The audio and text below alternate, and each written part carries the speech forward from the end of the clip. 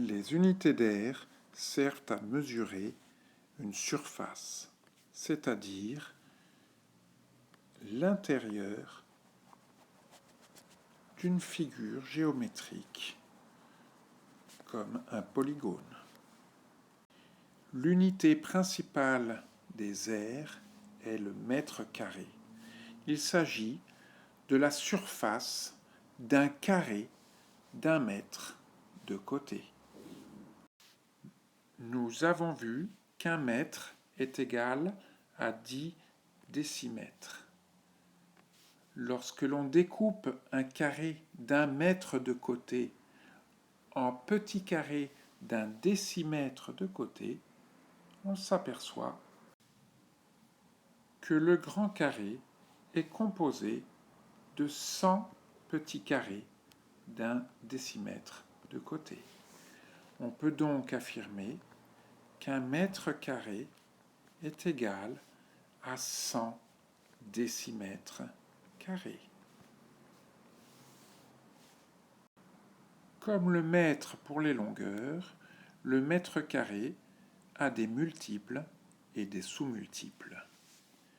Un mètre carré étant égal à 100 décimètres carrés, on passe des mètres carrés au décimètre carré en multipliant par 100, c'est-à-dire en décalant la virgule de 2 crans vers la droite. Pour passer des mètres carrés au décamètre carré, on divise par 100, c'est-à-dire qu'on décale la virgule de 2 crans vers la gauche. Pour passer des mètres carrés au centimètre carré, on multiplie par 100, puis par 100, c'est-à-dire qu'on multiplie par 100 fois 100 égale 10 000.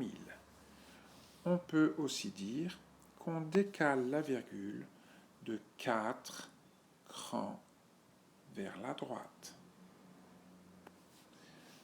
On a donc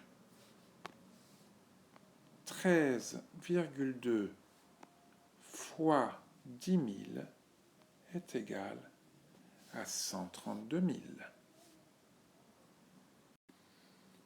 Pour passer des décimètres carrés aux hectomètres carrés, on divise par 100, puis par 100, puis par 100, c'est-à-dire par 1 million.